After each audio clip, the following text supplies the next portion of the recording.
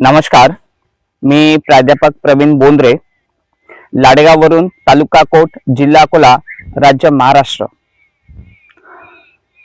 आता येणाऱ्या 15 फेब्रुवारी 2026 पासून आपल्या इथं नरनाळा महोत्सवास सुरुवात होत आहे।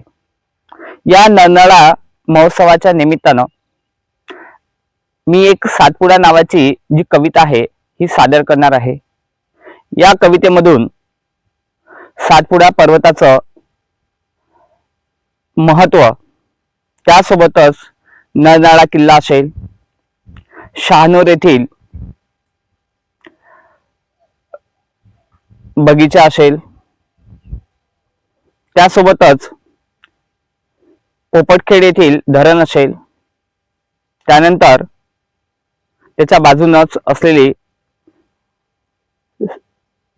संत गजानन महाराज यांची विहिरीचं ठिकाण असेल, तर याचं महत्व अधोरेखित करणारी ही कविता आहे। आणि संपूर्ण सातपुडा पर्वत आणि नरनाळा किल्ला याचं विशेष असं महत्व अधोरेखित करणारी ही कविता आहे। तर चला, तर मी आपल्या समोर एक सातपुडा नावाची कविता मी प्रस्तुत करत आहे। कवितेचं शीर्षक आहे सातपुडा।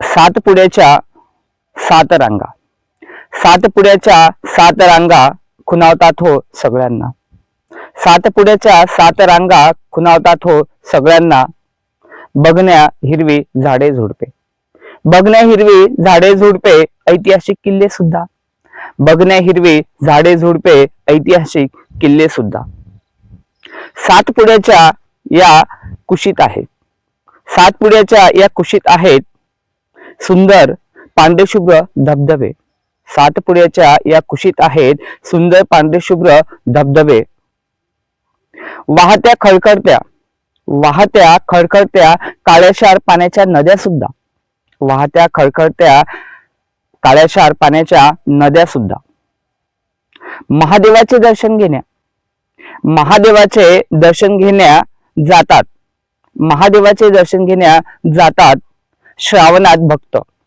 श्रावणात भक्त धारगडच्या यात्रेला, महादेवाचे दर्शन घेण्या जातात श्रावणात भक्त धारगडच्या यात्रेला, महादेव पण जाऊन बसले गुहेत, महादेव पण जाऊन बसले गुहेत, सातपुड्याच्या निसर्गरम्य डोंगरात, महादेव पण जाऊन बसले गुहेत, सातपुड्याच्या निसर्गरम्य डोंगरात। हाय पॉइंट आहे उंचीवर सगळ्यात, हाय पॉइंट आहे उंचीवर सगळ्यात सातपुड्याच्या या डोंगर पर्वत रांगेत, हाय पॉइंट आहे उंचीवर सगळ्यात सातपुड्याच्या या डोंगर पर्वत रांगेत, हे दर्शविते सर्वात जास्त उंची, हे दर्शविते सर्वात जास्त उंची सातपुड्याच्या या पर्वताची, हे दर्शविते सर्वात जास्त उंची सातपुड्याच्या या पर्वताची।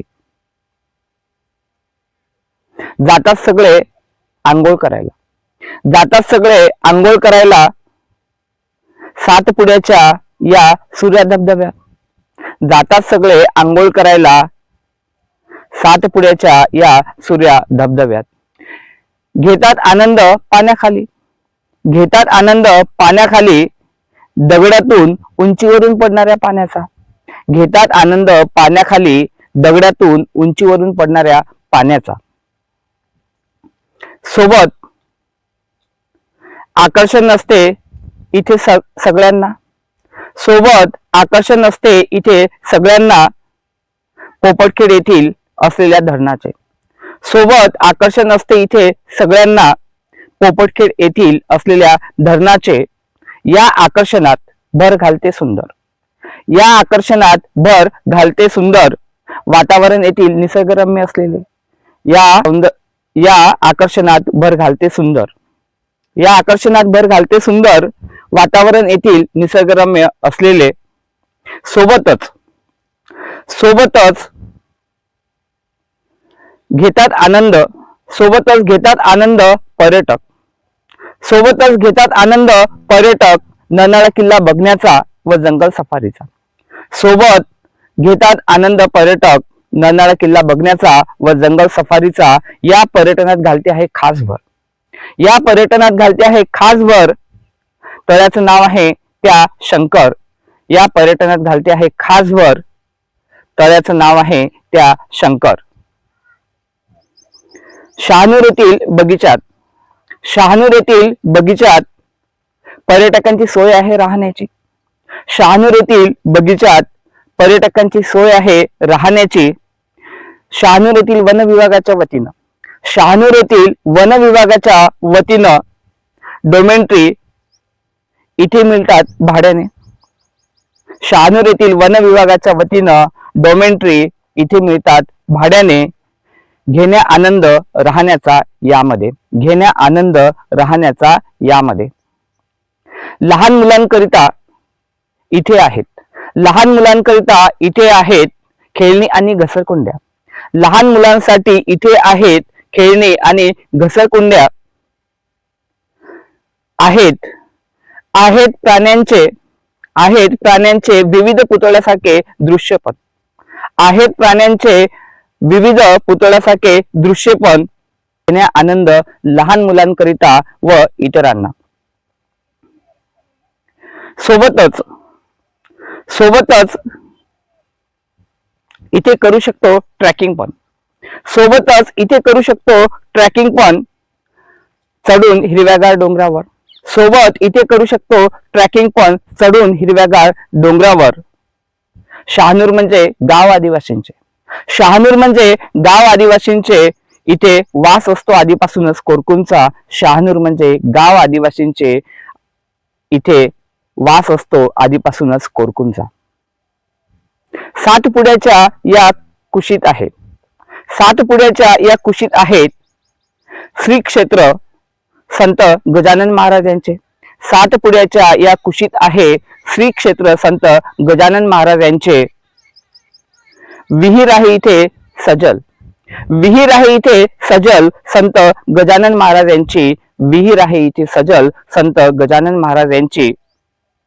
यामुळे, यामुळे देतात भेट, यामुळे देतात भेट दररोज इथे हो पर्यटक, यामुळे देतात भेट दररोज इथे हो पर्यटक. सातपुड्याचं हे डोंगर म्हणजे सध्या, सातपुड्याचं हे डोंगर म्हणजे सध्या नेसलेला हिरवागार शालू, सातपुड्याचं हे डोंगर म्हणजे सध्या नेसलेला हिरवागार शालू. मागे पाडतो, मागे पाडतो सगळ्याच पर्यटन केंद्रांना, मागे पाडतो सगळ्याच पर्यटन केंद्रांना. मग ते गोवा असो वा मसुरी, मागे पाडतो सगळ्याच पर्यटन केंद्रांना, मग ते गोवा असो वा मसुरी. आमचे तर हे सातपुडा डोंगर, आमचे तर हे सातपुडा डोंगर गोवा मसुरी आणि काश्मीर पण. आमचे तर हे सातपुडा डोंगर गोवा मसुरी आणि काश्मीर पण. इथे गेल्यावर नाही येत आठवण, इथे गेल्यावर नाही येत आठवण कशाचीही, इथे गेल्यावर नाही येत आठवण कशाचीही. याचे पाहून निसर्ग सौंदर्य, याचे पाहून निसर्ग सौंदर्य. तर रसिक श्रोते हो, अशा पद्धतीनं सातपुडा पर्वत, नरनाळा किल्ला आणि त्याच्या आजूबाजूचा संपूर्ण परिसर याचं महत्व सांगणारी सातपुडा नावाची ही कविता मी सादर केलेली आहे. आणि निश्चितच आपण सर्व महाराष्ट्रातील रसिक श्रोत्यांना ही आवडेल अशी मी अपेक्षा करतो. आणि सर्वांना नरनाळा जो महोत्सव होऊ घातलेला आहे 15 फेब्रुवारी 2026 पासून, तर त्यासाठी सर्वांना शुभेच्छा देतो. आणि सर्वांनी हा नरनाळा महोत्सव बघायला या अशी सर्वांना आव्हान सुद्धा मी करतो आहे. चला तर मी इथे थांबतो. थँक्यू.